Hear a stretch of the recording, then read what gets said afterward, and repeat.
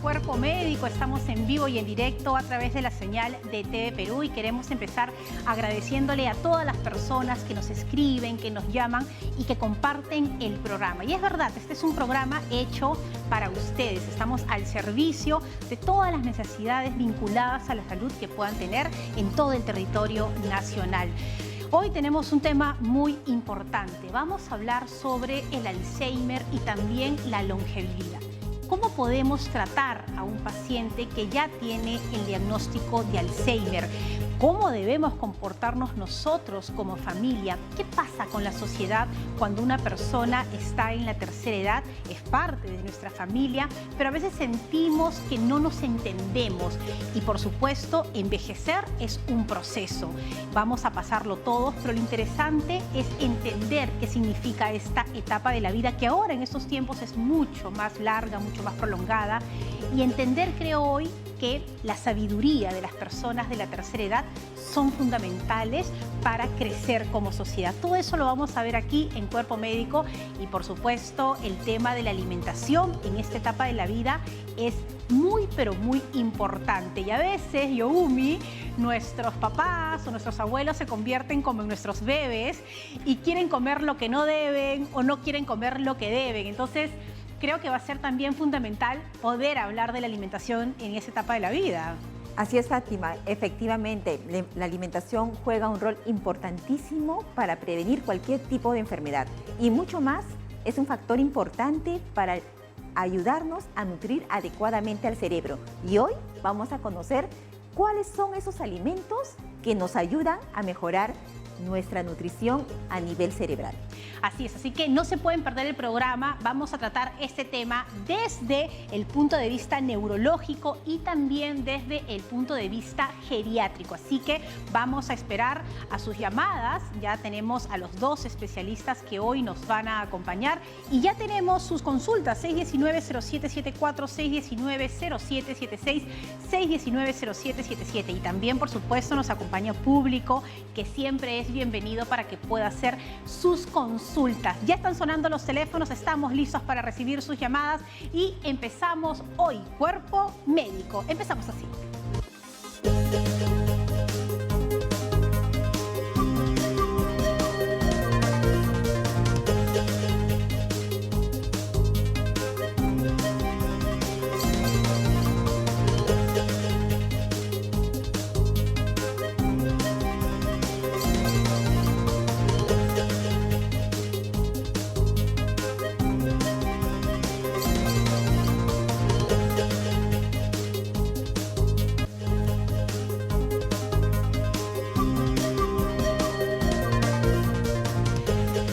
A todas las personas que están conectados a través de la señal de TV Perú. Estamos aquí en Cuerpo Médico y como lo anuncié, el tema es el Alzheimer y ya me acompaña aquí en el estudio nuestra especialista, quien responderá todas sus preguntas. Quiero darle la bienvenida a la doctora Sheila Castro Suárez. Ella es médico neuróloga del Departamento de Neurología de la Conducta del Instituto Nacional de Ciencias Neurológicas. Doctora Castro, bienvenida a Cuerpo Médico, un placer tenerla aquí.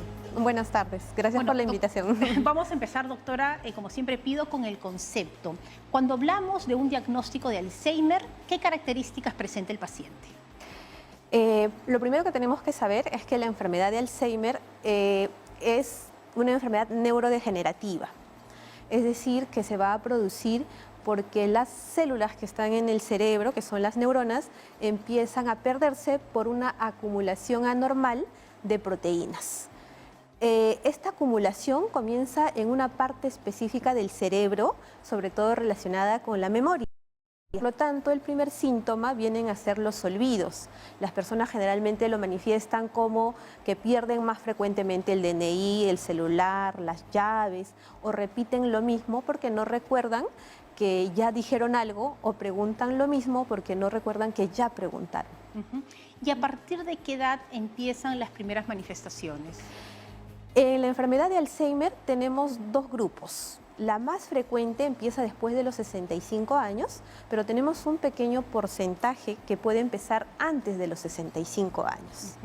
Entonces, a este grupo que empieza antes de los 65 lo conocemos como enfermedad de Alzheimer de inicio temprano. Y al grupo que comienza después de los 65 como enfermedad de Alzheimer de inicio tardío. y es la más frecuente. La más frecuente. Así es. Ahora, en esos tiempos de pandemia y con las redes sociales, se han dado un montón de informaciones que decían, tienes que hacer este juego para que nunca te dé Alzheimer, tienes que leer estos números al revés para que cuando seas mayor no tengas este problema. ¿Es así? ¿Yo puedo ejercitar neurológicamente mi organismo para evitar el Alzheimer o también hay una carga genética? Bien, cuando hablamos de la enfermedad de Alzheimer, dividimos los factores de riesgo en dos grandes grupos. Factores de riesgo no modificables y los factores de riesgo modificables. Dentro de los factores de riesgo modificables tenemos uno muy importante que es el nivel educativo. Entonces, tener un buen nivel educativo es factor, como quien dice, protector. Como parte del nivel educativo, uno puede realizar también otras actividades, ¿no? Como por ejemplo leer o incluso la misma actividades como caminar, como interactuar con otras personas, ¿no? O como me comentabas, hacer juegos que pueden ser pupiletras o también ahora que hay juegos ya computarizados, es ejercitar nuestras neuronas, ¿no? Es hacer que nuestras reservas cognitivas, así les llamamos, estén, como quien dice, más activas para que si por A o B yo tengo factores para desarrollar la enfermedad de Alzheimer, pues tenga un factor menos, ¿no? Entonces sí es importante también lo que me comentas. Entonces sí hay una parte educativa importante. Doctora, permítame, tenemos una primera llamada. Berta está en La Molina y Berta, buenas tardes, la doctora Castro le escucha. Sí, muy buenas tardes. ¿Cómo están ustedes, señorita? Doctora Castro, ¿cómo está? Muy amable usted. Mi pregunta es la siguiente. Mi mami padeció de Alzheimer y demencia senil. Ya hasta los 89 años que ya falleció, ¿no? Entonces yo me pregunto y ahorita quisiera saber el factor genético, el riesgo, ¿no? De desarrollar en un futuro, eso yo como su hija, dado que yo tengo 48 años, ¿no? Entonces he estado leyendo bastante literatura de neurología. Estoy asistiendo actualmente a una charla online que es Alzheimer Summit, el 2.0 del doctor David Perlmutter de Estados Unidos. Berta, y lo que usted quiere saber es si genéticamente usted también podría tener Alzheimer cuando pase. Muy bien. Hay un factor genético de riesgo que puede... Vamos a ver, ha dicho algo importante, doctora, y es un término que solemos escuchar popularmente, la demencia senil. No, yo no tengo Alzheimer, lo que tengo es demencia senil. O no tiene demencia senil, sino Alzheimer. ¿Hay una diferencia? ¿Existe ese otro diagnóstico? Ok, muchas gracias por la pregunta, Berta. Definitivamente cuando hablamos de demencia es un estadio de la enfermedad de Alzheimer, ¿ok? La enfermedad de Alzheimer tiene estadios. Lo que se sabe es que hay, les decía, de dos proteínas que se acumulan dentro de las neuronas. Una se llama amiloide y la otra se llama tau. Esta acumulación de las proteínas en el cerebro se producen, como quien dice, 10 o 20 años antes que se presente el primer síntoma. Cuando se presenta el primer síntoma, pero la persona hace todas sus cosas, por ejemplo, si es ama de casa, cocina, va al mercado, o si trabaja, no sé, como aquí en el set de televisión haciendo todas las actividades, ¿no? Pero tiene algunos problemas de memoria, pero sigue haciendo todo, le llamamos deterioro cognitivo leve. En la enfermedad de Alzheimer, si demostramos que hay este acúmulo de estas dos proteínas. Y cuando yo hablo de demencia es cuando los síntomas, que podría haber empezado con olvidos, ¿no? Y que de repente se desorienta un poco o que de repente ya no está haciendo las labores que normalmente hace, entonces ya hablo de demencia. Es decir, cuando los problemas cognitivos alteran la funcionalidad de la persona, yo hablo de demencia.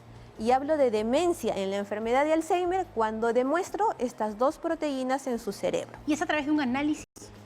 Sí, hay exámenes actualmente que, si bien es cierto, todavía no lo utilizamos, por ejemplo, en Perú, en la clínica, hay en investigación, hay exámenes como, por ejemplo, unas tomografías especiales, ¿no?, que detectan esto, o también en el líquido que baña nuestro cerebro, que se puede detectar estas proteínas.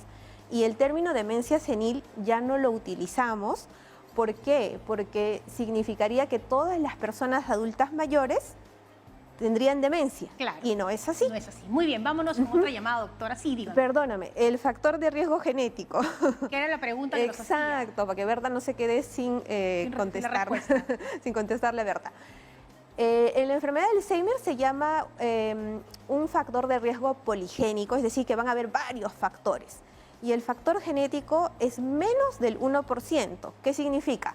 De 100 personas, una persona probablemente tenga algún factor genético, ¿no? Pero no es lo que No se es ve mayor. mandatorio, ¿no? Perfecto. Pero si hay algún familiar que tuvo enfermedad de Alzheimer, como es el caso ¿Mamá? de su mamá, entonces en esos casos sí es importante que la persona, en este caso la hija, si presenta algún síntoma, acuda a un neurólogo para que nosotros podamos evaluar si estaría en algún contexto Trabajar de la la enfermedad de prevención Alzheimer. también, ¿no? Exactamente. Importante. Vámonos ahora sí, doctora, hasta Jesús María. Mirelia tiene una pregunta para usted. Buenas tardes, Mirelia. La doctora Castro la escucha.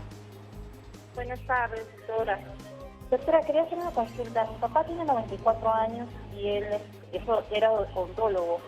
Él recién empezó hace 4 años con el problema de olvido y él cobraba antes también el dinero, cobraba, hacía alquileres, ¿no?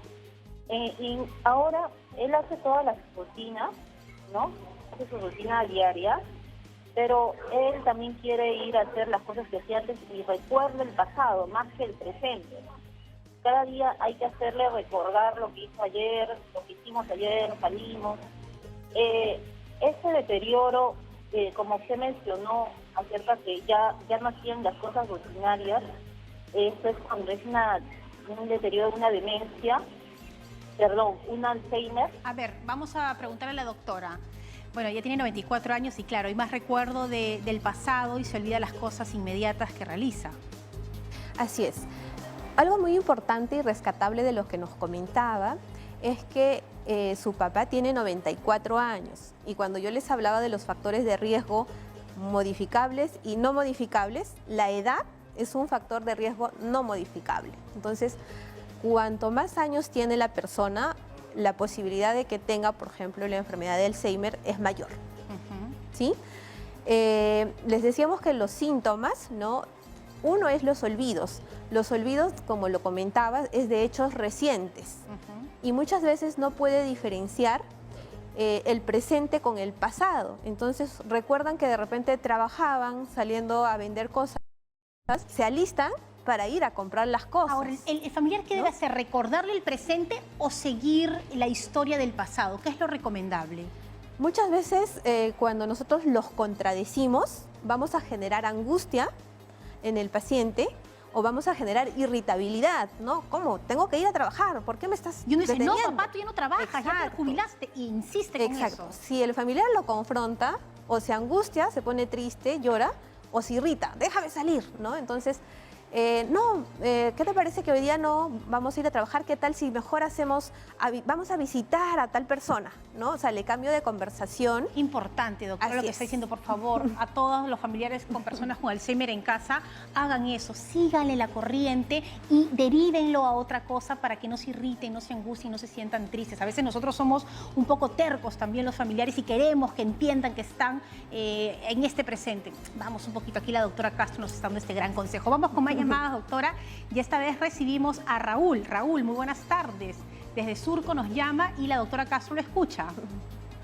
Buenas tardes, señorita, buenas tardes, doctora. En esta oportunidad tenía un par de consultas, ¿no? Mi abuelo tenía 87 años. Raúl, ¿podría hablar un poco más fuerte que no lo escuchamos?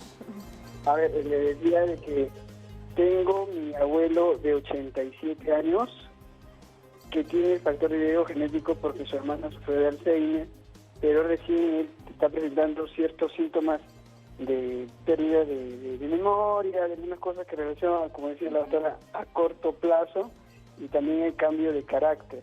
Mi consulta, o un par de consultas es, ¿qué pruebas exactamente se debe de hacer, o los doctores deben hacer, para determinar que el paciente tenga la enfermedad diagnóstica de Alzheimer y qué tratamiento seguir? Muy bien, muchísimas gracias, Raúl. Qué valiosas las interrogantes que le haces a la doctora Castro. Muchas gracias. Respecto a su pregunta, Cuando yo tengo a una persona que tiene problemas de memoria o de lenguaje porque de repente no llama a las cosas por su propio nombre o porque se desubica, no sabe las fechas o el lugar donde se encuentra, lo primero que yo tengo que hacer es descartar causas secundarias de demencia. Hemos dicho que la enfermedad de Alzheimer tiene un estadio de demencia, pero hay otras enfermedades que también pueden tener este estadio de demencia. Entonces, lo que nosotros hacemos primero es una evaluación, corroborar que efectivamente la persona tiene los problemas de memoria, y para eso siempre, cuando hay estos casos, que vayan con un familiar, el familiar que viva, para que nos pueda dar mayor información. Nosotros corroboramos esto, también hacemos un examen neurológico dirigido a la memoria, dirigido al lenguaje, a las capacidades intelectuales que tiene la persona, un examen neurológico desde el punto de vista de la fuerza, cómo camina, etcétera. Y luego que hemos corroborado que realmente hay un compromiso cognitivo con alteración de la funcionalidad de la demencia, solicitamos exámenes auxiliares. En los exámenes auxiliares los dividimos en dos, entre comillas, los de sangre, laboratorio, y las de la placa de la cabeza, que la conocen así, o tomografías, o en algunos casos resonancias magnéticas. Los exámenes de sangre van dirigidos sobre todo para descartar estas causas secundarias de demencia, falta de vitaminas como la vitamina B12, alteraciones tiroideas, hipotiroidismo, por ejemplo, o infecciones, incluso la sífilis, por ponerles otro ejemplo, o si yo encontré otros hallazgos que de repente tiene, no sé, una enfermedad de Parkinson, también ellos pueden hacer demencia. Hay que trabajar también el tema del descarte, ¿no? Exacto. Y respecto a las imágenes, la placa a mí me sirve, la tomografía o la resonancia magnética, para descartar que no haya infartos cerebrales, que también pueden dar demencia, o para descartar tumores, para descartar sangrados y para ver la forma del cerebro. Decíamos que en la enfermedad de Alzheimer se pierden células, entonces yo en la placa podré ver si esta pérdida de las células por dónde está empezando o ya se generalizó. Muy bien, vamos. Y si todo eso está bien y veo esta atrofia en el cerebro, la pérdida cerebral, digo, descarté todo, no tiene ni hipotiroidismo, ni Parkinson, ni qué sé yo, entonces sí, es una enfermedad de Alzheimer, ¿no? Muy bien, vámonos ahora hasta Santa Anita. Roxana está esperando en la línea para hacer la consulta a la doctora Castro. Roxana, la escuchamos. Buenas tardes. Buenas tardes, doctora. Buenas tardes por el programa. Bueno, sí, mi papá tiene 70 años ya, tiene un diagnóstico ya de 10 años. Él en estos últimos años y medio ha presentado una cierta tipo crisis, como tipo epiléptica. Entonces, pero él, después de que ha pasado todo el proceso, vuelve a recuperar. Bueno, él ya perdió mucho, o sea, él camina, pero ya no se comunica como antes, ¿no?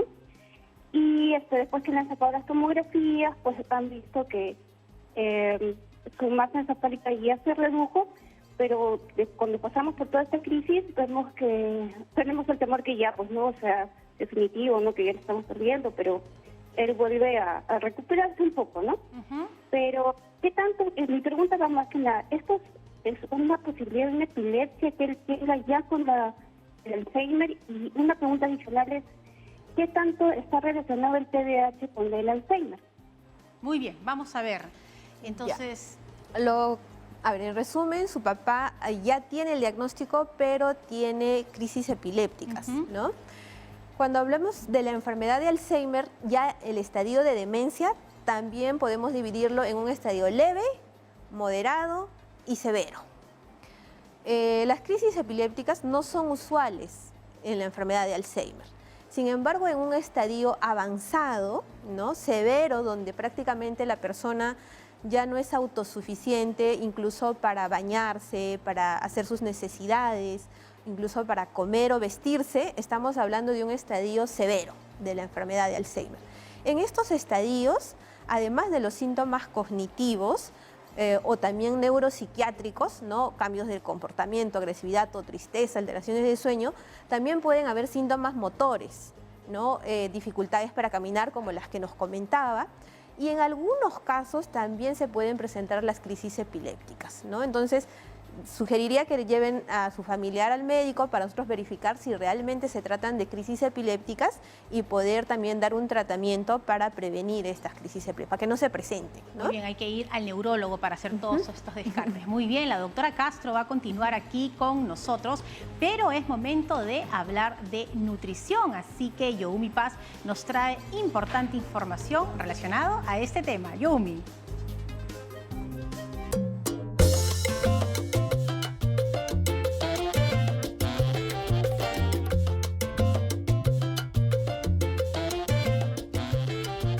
Bienvenidos a un momento de nutrición aquí en Cuerpo Médico. El día de hoy vamos a conocer cuáles son aquellos alimentos que me ayudan a mejorar mi memoria.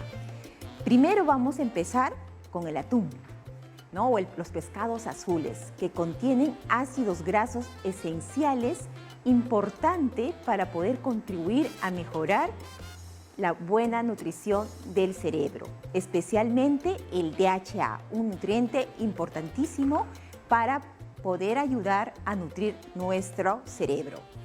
Otro de los alimentos importantes son los frutos secos.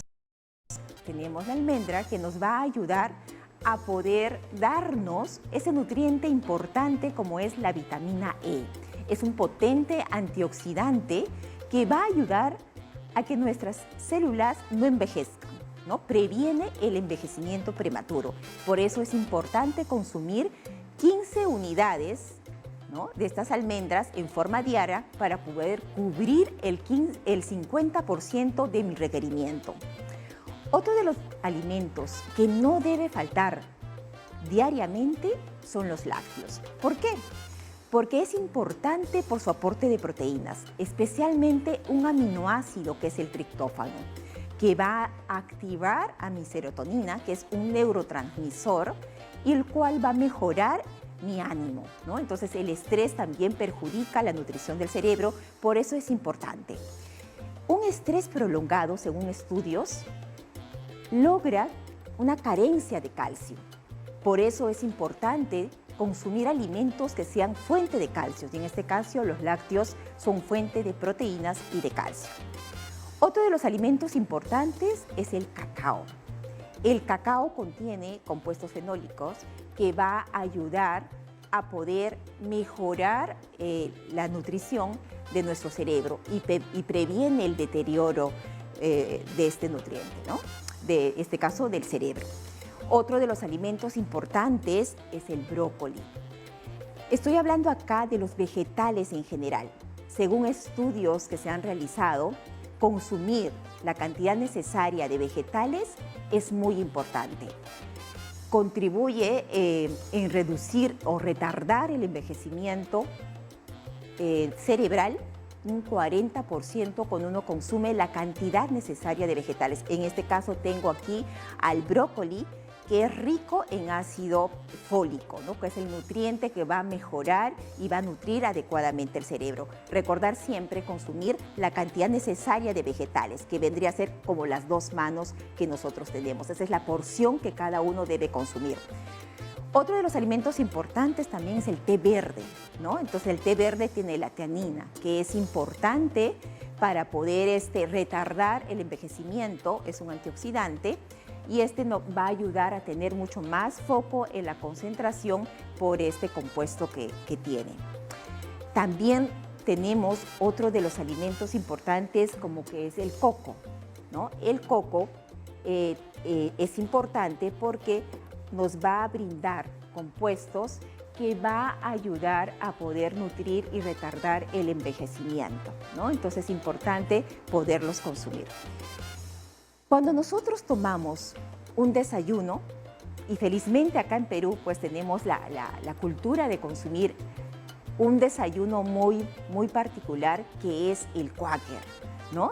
El quaker, definitivamente en este caso la avena, tiene una sustancia que es la quercetina, ¿no? Si unimos esta quercetina junto con una manzana, y la manzana tiene un antioxidante que es la vitamina C, tiene una sinergia muy importante, tanto la vitamina C como la quercetina de la avena.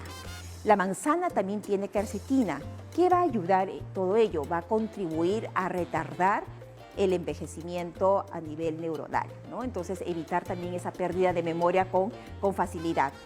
Y si le agregamos a ello el ajonjolí, ¿no? El ajonjolí también nos va a ayudar a poder mejorar ese ánimo porque tiene zinc, tiene hierro, ¿no? Tiene nutrientes que van a nutrir a mi cerebro y por ende mejorar la nutrición de la memoria. Importante también recordarles que no solamente la alimentación mejora, ¿no? la memoria, sino también el sueño adecuado, la actividad física. Y recordarles siempre que una buena nutrición es importante para poder cubrir todos los requerimientos, en este caso, nutrir adecuadamente a mi cerebro. Vamos, Fátima, ¿qué más tenemos en el siguiente bloque? Bueno, Youmi, muchas gracias siempre por esta información. Hoy estamos extrañando, por supuesto, a nuestra compañera Aura Guío. Ella tenía un pequeñísimo problema de salud, muy simple, pero siempre por prevención nos cuidamos aquí en Cuerpo Médico. Así que voy a estar en este momento con este espacio tan importante. Hoy vamos a hablar, y lo dije al inicio, sobre longevidad, y nos acompaña, y el especialista es el doctor Lorenzo Poves. Él es médico geriatra del Hospital Almenara. Doctor, bienvenido, un placer tenerlo aquí. Hablar de longevidad es muy amplio, pero sí me gustaría que todos los que nos escuchan entiendan qué es esta etapa que todos vamos a pasar de la vida humana. Buenas tardes, Fátima. Gracias por la invitación y los saludos de mi hospital por esta oportunidad. Hablar de longevidad, en primer lugar tenemos que tener el concepto de que es la máxima duración que un ser vivo puede alcanzar. Y esto se construye, tiene que ver mucho con los aspectos biológicos y se construye desde mucho antes de tener 60 años, o sea, empieza desde que nacemos, ¿no? O sea, cómo llevamos nuestra vida. Nos vamos deteriorando de a poquitos. De a poquitos. Y eso tiene que ver mucho qué cosas van a favorecer a la longevidad, ¿no? Ahora, ¿cómo se clasifica la longevidad según la OMS? Es aquella persona que tiene mayor de 90 años, según la OMS. ¿Ya? Hay algunos autores que ponen 85 y otros 100, ¿no? Pero tomemos el rango que es la OMS, es las personas mayores de 90 años, que los llaman los viejos grandes. Claro, los viejos grandes. Ahora, la sociedad a veces es muy cruel con los viejos grandes, como usted lo ha dicho, porque los dejamos de lado o creemos que ya no deben de opinar. ¿Cómo ha ayudado la pandemia a este vínculo de las personas con sus adultos mayores en casa, en esta etapa? La pandemia ha sido un factor detonante para que nuestra sociedad, la sociedad peruana, tome más atención por sus adultos mayores. Porque antes de la pandemia sus adultos mayores no eran muy considerados en todos los estratos sociales, ¿no? Pero después de la pandemia, como fueron viendo morir tíos o padres o los abuelos de los amigos, los que tuvieron la suerte de tener a sus mayores comenzaron a cuidarlos y a preocuparse más de ellos, y eso es lo bueno de lo malo. O sea, esta pandemia hace que la gente valore más a sus ancianos. Ahora, uno dice, yo no voy a llegar a eso, doctor, porque a mí me falta muchísimo. ¿Cómo nos damos cuenta que estamos entrando a esta etapa de la vida y cómo también nosotros debemos de cuidarnos para tener calidad de vida en estos tiempos? Es interesante, es imposible saber cómo vamos a llegar a esto. Uno puede ser, no está mal decir viejo, ¿no? Uno puede ser viejo, pero sentirse joven. Claro. Uno puede ser joven y sentirse viejo. Entonces, no existe un punto en el que vamos a decir nosotros, bueno, ya estamos envejeciendo, ¿no? Las enfermedades no son solo de la vejez, vienen desde la adultez, de la juventud. O sea, es imposible decir cuándo me voy a sentir viejo. Eso es una cuestión muy psicológica. ¿Y la prevención? O sea, es decir, tener un estilo de vida saludable, comer correctamente, cuidarme durante mi adultez, ¿va a hacer posible que yo tenga una longevidad mucho mejor? Es importante. Por ejemplo, la alimentación es una de las causas o uno de los factores demostrados, ¿no? Por ejemplo, la disminución de un 30%, y hay estudios que han determinado, de un 30% en el consumo de los carbohidratos, que es lo que consumimos mucho ahora, hace de que se genere la prolongación de la vida. O sea, por lo tanto, seamos longevos, ¿no? Otro de las prevenciones son los ejercicios físicos, ¿no? Los ejercicios, el caminar. Otro de los factores que podemos hablar es dormir a tus horas, descansar tus horas. Importante, ¿no? Importante. Y la ilusión de vivir, porque claro, a veces uno es muy cruel y dice, ay, pero papá, tú ya a tus 80 años, ¿qué vas a estar pensando? Ya disfruta. Y sí me decía usted que hay un factor fundamental de esas ganas que tengo de seguir viviendo, que tengo una ilusión para pensar en este futuro, ¿no? Es importante, por ejemplo, esa es parte del envejecimiento saludable que propone mucho la OMS, ¿no? O sea, lo que queremos es tener longevos saludables, o sea, que estén mentalmente y físicamente viables, independientes. Y eso solamente se consigue, muchas veces cometemos los errores, los hijos, al decirle a nuestro padre, ya, papá, deja, yo lo voy a hacer. Eso es común. No, tú no lo hagas, no hagas el café, no prepares la comida, no laves la ropa. Y claro, a mí me pasaba con mi papá, me decía, yo me siento un inútil. No hay que hacer eso, doctor. No, que haga todo lo que pueda hacer. Justo a raíz de la entrevista anterior, uno de los factores importantes es ver que la persona sea en sus actividades instrumentales de la vida diaria independientes para no llegar a la demencia. Cuando eso se compromete esas actividades, ya uno dice, uy, aquí algo falla. Y aquí viene un punto que dijo usted, ¿no? O sea, uno de los puntos es, hay un cuestionario que se llama Pfeffer, ¿ya?, para demostrar la dependencia. Dice, ¿eres capaz, se le pregunta al adulto mayor, ¿eres capaz de prepararte un té o café y luego apagar la cocina? Mira, todo un constructo. Si la persona se vuelve dependiente de eso, ya lo estamos haciendo. Y si más se asocia a los olvidos, ya lo estamos haciendo dementes. El adulto mayor debe tener esa ilusión, debe hacer las cosas que tenga que hacer hasta que se lo permita su salud. A una confesión, doctor. Cuando el paciente geriátrico se queda solas con usted, ¿qué es lo que más lamenta de la familia y de la vida cotidiana para evitar y mirarlos de otra manera? Muchas veces que los hijos no los escuchan, o sea, los dejan a... Ya no es... Ya mi papá, yo no tengo nada que escucharte, ¿no? Claro. Yo ya soy independiente. No, lo que le hace vivir a los viejos es que lo escuchen. Y esas son las sociedades como comentamos, Japón, las comunidades nativas de nuestro país valoran un respeto, ¿no?, a la sabiduría de la persona ancianos. mayor. Doctor, finalmente, ¿cuáles serían las recomendaciones ya para las personas que lo están viendo, que están en esta etapa, para que puedan tener mucha calidad de vida? Simplemente es alimentarse bien, hacer los ejercicios, dormir sus horas, descansar sus horas. A la gente joven decirle que descanse sus horas. Existe un... Para no volvernos tan viejos rápidamente. Eso, para no volvernos tan viejos rápidamente. Existe una alegoría de la regla de las 24 pulgadas, ¿no? Que son 8 horas para dormir, comer y divertirse, 8 horas para trabajar y 8 horas para descansar. Muchas veces los jóvenes en este aborigen de que tener muchas cosas dormimos 4 horas. No, duermen 4 horas. Entonces eso hace que no vayan a alcanzar también la longevidad que la generación que está ahora va a... Bueno, doctor, le agradezco mucho su presencia y también el gran trabajo que realiza usted en el Almenara con todos sus pacientes geriátricos.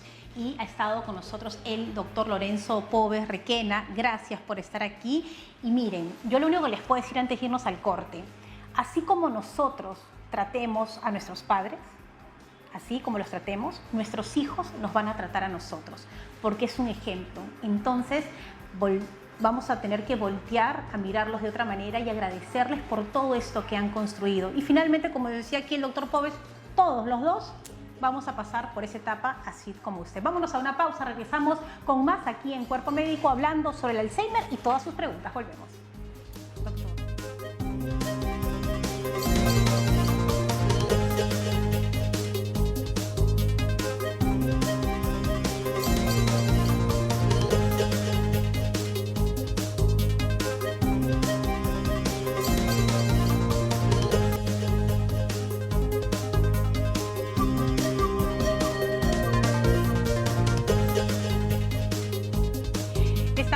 regreso aquí en Cuerpo Médico. Gracias por todas sus comunicaciones. Seguimos aquí conversando con la doctora Sheila Castro Suárez sobre el Alzheimer. Y vamos a recibir ya sus llamadas porque están esperándonos hace algún momento. Vamos entonces con esta comunicación, ya la tenemos, y es Dani desde Apurímac. Adelante, Dani, la doctora Castro lo escucha.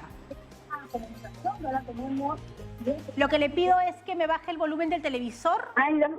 Hola, Dani, ¿cómo está? Dani, ¿usted podría bajar el volumen del televisor?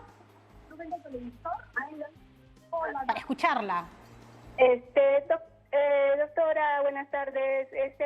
Tengo un hermano que sufre de Alzheimer, de todo, ¿no? Pero mi mamá, el caso de mi mamá ya también. Dani, perdóneme, no escuchamos el diagnóstico. Colocar las cosas Dani. y después repite la misma cosa. Ya le ha contado ya otra vez y otra vez, ¿no? ¿Entendió, doctor? ¿Aló? Sí, perfecto. Sí, Dani, aquí la doctora Castro va a resolver su duda. Lo que nos comentaba es que tiene un hermano que ya tiene un diagnóstico de enfermedad de Alzheimer y que ahora ha visto que su mamá está teniendo olvidos, ¿no? Y que repite lo mismo. Nosotros comentábamos que los olvidos se pueden manifestar de muchas maneras, ¿no? Como perdiendo más sus cosas o también repitiendo lo mismo. ¿Por qué? Porque olvidan que ya dijeron o preguntaron lo mismo. En casos muy extremos, incluso pueden desayunar y luego decir, dame desayuno. ¿Por qué? Porque olvidaron que desayunaron. Entonces, si tenemos estos síntomas, yo sugeriría a Dani que lleve a su mami al neurólogo para hacer una evaluación un poco más amplia. Y en la casa, seguirle la corriente. Por el momento sí, pero hay que estar seguros de qué se trata, ¿no? Si estamos en el contexto de Alzheimer o no. Muy bien, vámonos con otras llamadas. Los teléfonos están ahí en pantalla para que ustedes puedan comunicarse. Y recibimos la siguiente. La doctora Castro está atenta a la siguiente comunicación. Rocío desde Surco hace la consulta. Rocío, adelante.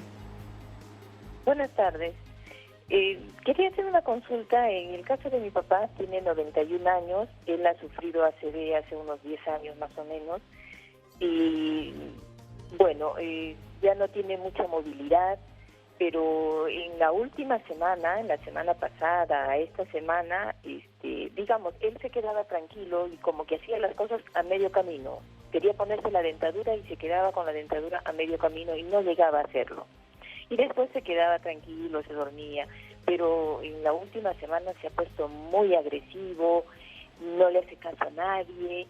Entonces, él está recibiendo medicación, pero su agresividad ha aumentado considerablemente y no duerme mucho. Entonces, muy bien, Rocío. ¿Qué hacer frente a eso?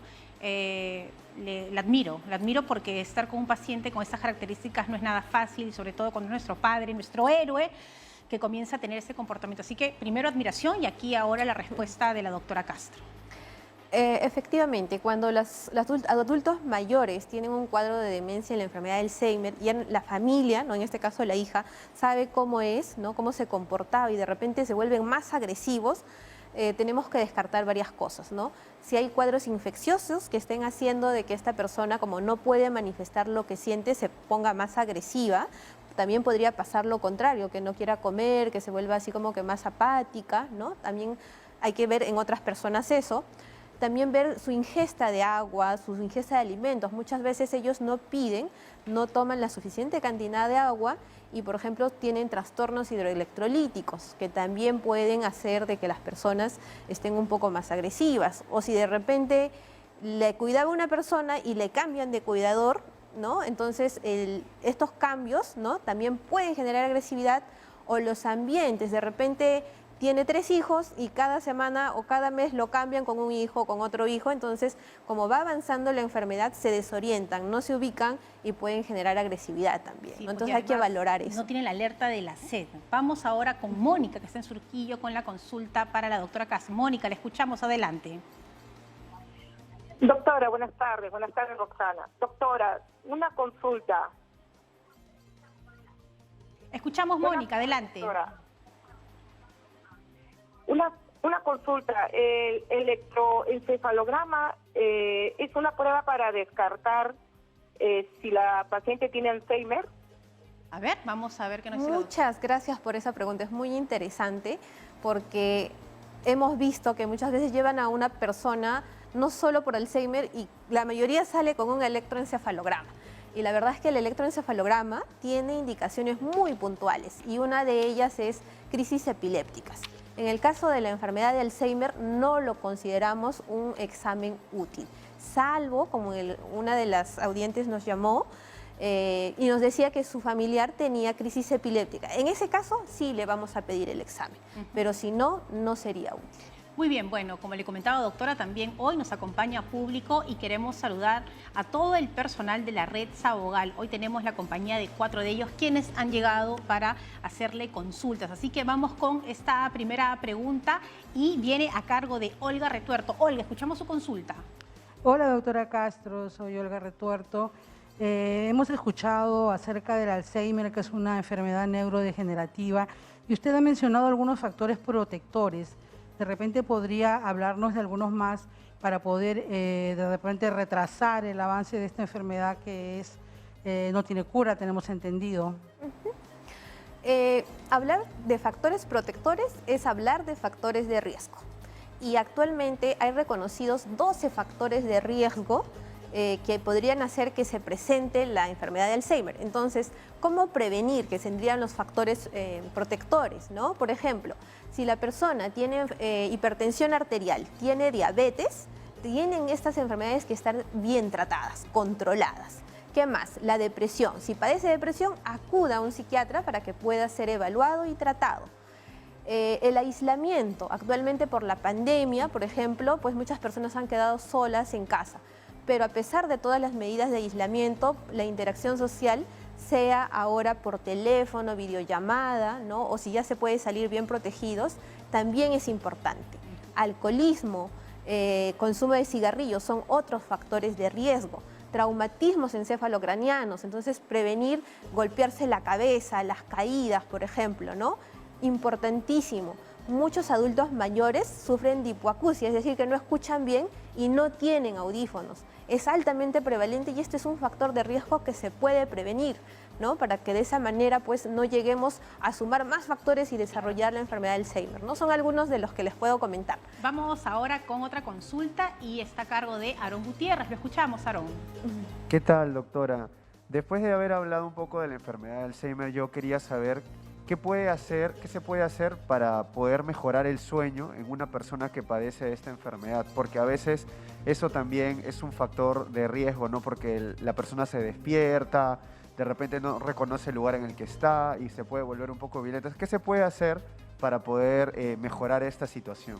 Sí, lo primero es que tenemos que ver si esa persona está durmiendo en el día o no, porque la mayoría de personas adultas mayores duermen 2 o 3 horas en el día y obviamente no van a dormir en la noche. Entonces, que no deben dormir en el día, máximo 30 minutos de siesta para que puedan dormir en la noche y ver qué otras cosas hacen que no duerma. De repente tienen miedo, acompañarlos para que duerma o ver si hay sombras, no sé, hay algo que da una sombra, retirar ese objeto, no darle comodidad. Básicamente buscar factores que puedan estar contribuyendo y solo en casos extremos utilizar medicamentos para hacerlos dormir.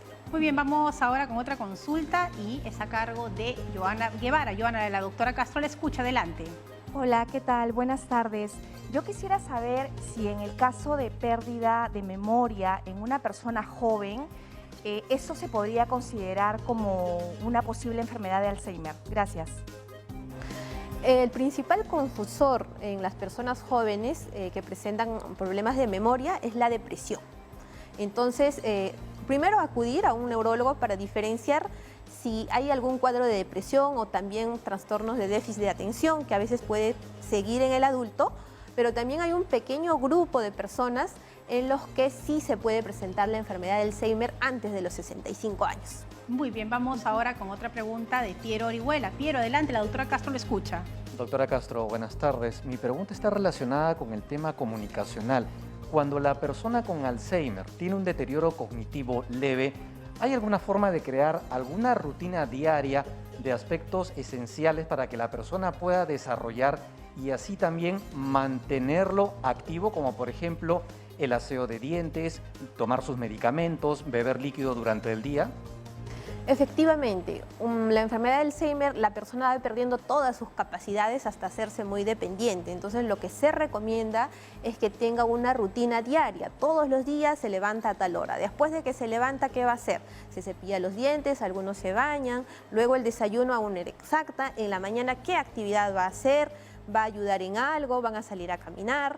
¿Van a ver televisión? ¿Van a escuchar música? ¿Va a pintar si todavía puede pintar? El almuerzo a una hora exacta. En la tarde de igual manera organizar actividades y en la noche tener una hora exacta para dormir. Llamamos medidas de higiene del sueño. Hora exacta, apagar la luz, ¿no? Es No como tomar nuestros café. bebés, ¿no? La misma Exacto. rutina, como cuando empezamos. Y esa rutina hicieron nuestros papás con nosotros, así que simplemente es devolverles. Bueno, quiero agradecer a todo el personal de la red de salud que han estado aquí presentes. Gracias a ustedes por venir, ahí están. Ha sido un placer recibirlos y todos son bienvenidos. Muy bien. Seguimos, doctora, con más llamadas y esta vez Yadira está en el Cusco y tiene la siguiente consulta para usted. Yadira, la doctora Castro la escucha, adelante. Yadira. Hola, buenas tardes. Buenas tardes. Sí, quiero consultar sobre mi tío. Tiene 58 años. Él cuando bebe bebidas alcohólicas se olvida, y aparte de eso constante cuando estamos en una rutina diaria, cuando le hablamos algo o así tarde en responder o piensa más en a la hora de contestar. o sea, piensa para responder mucho, como si tuviera olvidos. No Vamos, sé. si el alcohol interfiere. Hace 20 y tantos años tuvo depresión durante 2 años. No sé si tiene algo que ver. Vamos a ver, Yadira, lo que nos dice la doctora Castro. Sí, la depresión, el alcoholismo son factores de riesgo para desarrollar los síntomas de la demencia y la enfermedad del Alzheimer. Sin embargo, él ya está presentando los olvidos y hasta donde entiendo, sigue consumiendo bebidas alcohólicas. Entonces, lo que le recomendaría en este caso es acudir a psiquiatría porque necesitamos evaluar la parte de adicciones y no necesariamente estos problemas de olvidos están en el contexto de un Alzheimer. Muy bien, vámonos hasta ATE. Eddie tiene otra consulta para la doctora Castro. Eddie, buenas tardes, la doctora la escucha. Doctora, quisiera saber, tengo un familiar que tiene 25 años y ya presentó, pues no sé si es Alzheimer, pero es una clase de demencia. Quisiera saber si también estas demencias son hereditarias y si se presenta a los jóvenes también. Muy bien, Gracias. a los 25 años nos pregunta Eddie, doctora. A esa edad yo primero descartaría otras cosas, por ejemplo depresión, como hablábamos que es uno de los principales confundidores. Sí hay demencia en la enfermedad de Alzheimer antes de los 65 años, ¿no? Pero tenemos que buscar otros factores, si un familiar tuvo antes Alzheimer o no, si efectivamente estos olvidos corresponden a un tipo de la enfermedad de Alzheimer, ¿no? Porque a veces dicen me olvido, pero es porque no están atentas. Claro. Entonces hay que verificar primero si realmente son olvidos o no. Muy bien, y vamos con Mario, que está en el Callao, para la consulta que tiene para la doctora Castro. Mario, lo escuchamos. Buenas tardes, doctora. Mi consulta es la siguiente. ¿Cómo podemos tratar a las personas? Yo tengo mi mamá que tiene 85 años. Entonces, ella hace ciertas actividades que son indebidas para su salud. Por ejemplo, ¿no? Cargar macetas, subirse a una banquita para limpiar las lunas, cosas que no debe comer. Entonces, cuando nosotros le tratamos de decir que esas cosas no las haga, ella efectivamente entra en una etapa de aislamiento y una etapa de depresión.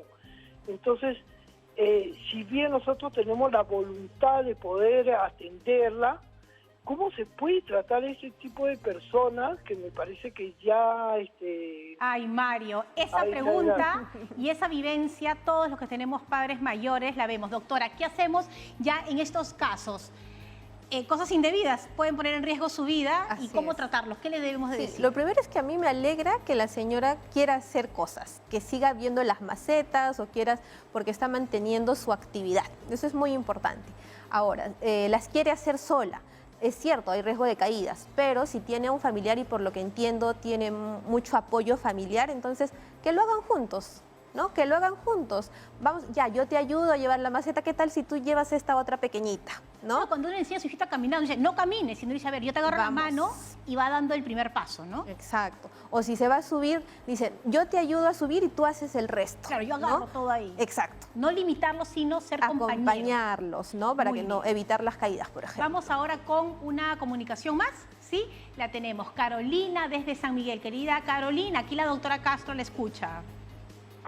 Buenas tardes. Ante todo, muchas gracias por la respuesta.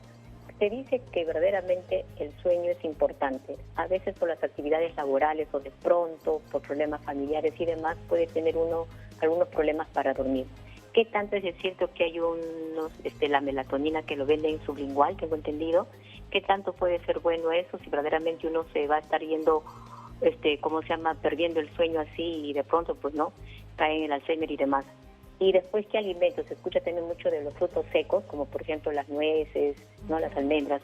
¿Qué tanto nos podría ayudar eso también? Muy bien, querida Carolina. Un buen sueño. Gracias por la pregunta. Doctora, no puedo dormir, estoy en esta etapa de la tercera edad, me han dicho que tome melatonina. ¿Puedo tomar melatonina para conciliar el sueño? Antes de cualquier medicamento, sea melatonina u otros que hay, primero las medidas de higiene del sueño. Establecer un horario para dormir todos los días 10 de la noche. Antes de irme a dormir, quizás cepillarme los dientes para que mi cerebro diga, ya voy a ir a dormir. Apagar todas las luces porque el cerebro sigue pensando que es día, si no apagan las luces, incluye la luz del celular, no estar leyendo, etcétera. Voy a la cama a dormir exclusivamente. Y si no puedo, doctora, ejercicio también, ¿ya? Ejercicios también importante en horas de la tarde, por ejemplo, no en la noche porque si no los activa más, ¿no? Y si a pesar de todo eso, como decía, no puede dormir, investigar por qué, ¿no? Porque de repente está deprimida, también la depresión hace que las personas no duerman o duerman mucho. Entonces... Claro, no hay que tomar pastilla para el síntoma, sino hay que detectar la causa. Exacto, detecto la causa. Si a pesar de todo eso no logra dormir, acude al médico para ver si nosotros recomendamos qué tipo de medicamento, melatonina u otras benzodiazepinas o solo inductores de sueño, dependiendo del tipo de alteración que tenga. Claro, esto con la pandemia se ha desatado una venta de productos para todo, pero hay que tener cuidado y lo mejor, y lo que queremos aquí en Cuerpo Médico es que usted sepa que debe de ir a la especialista y tenemos a los mejores aquí en el país. Muy bien, doctora, quiero agradecerle su presencia, ha sido de muchísima utilidad todo su conocimiento y estaremos nuevamente conversando con usted. Le agradecemos a la doctora Sheila Castro Suárez, recuerden que ella es médico neuróloga del Departamento de Neurología de la Conducta del Instituto Nacional de Ciencias Neurológicas. Un placer haber estado con usted. Nos vamos a una pausa rapidísima y volvemos con lo último de Cuerpo Médico.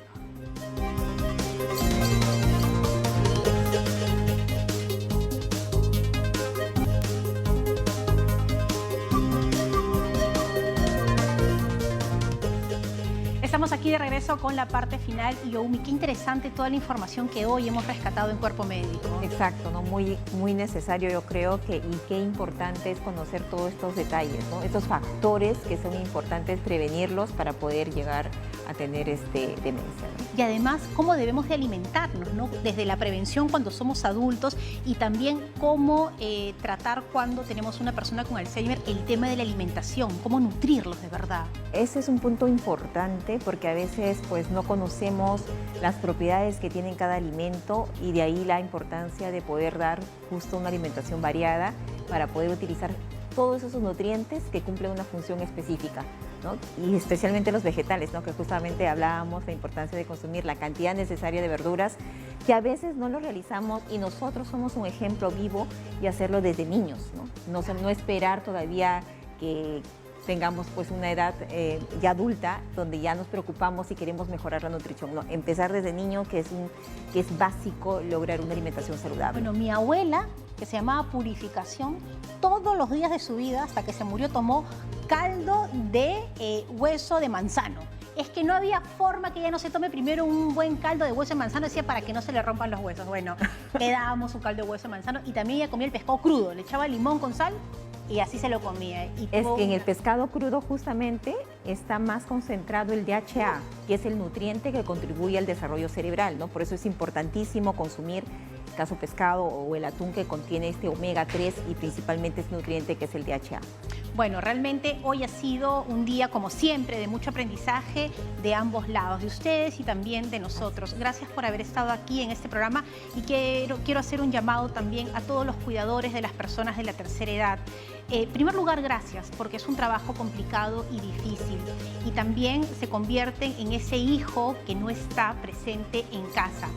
Y a los familiares decirles que tengan paciencia. Todos vamos a pasar por esa etapa. Así que hay que sembrar cosas buenas para cosechar cosas buenas también. Nos tenemos que despedir. Gracias por habernos acompañado. Mañana el tema también, Youmi, es muy importante. Estaremos hablando sobre el cáncer de próstata. Nos vamos. Gracias por sus mensajes, por sus llamadas. Y mañana, como siempre, 3 en punto, en vivo y en directo, Cuerpo Médico. Chao.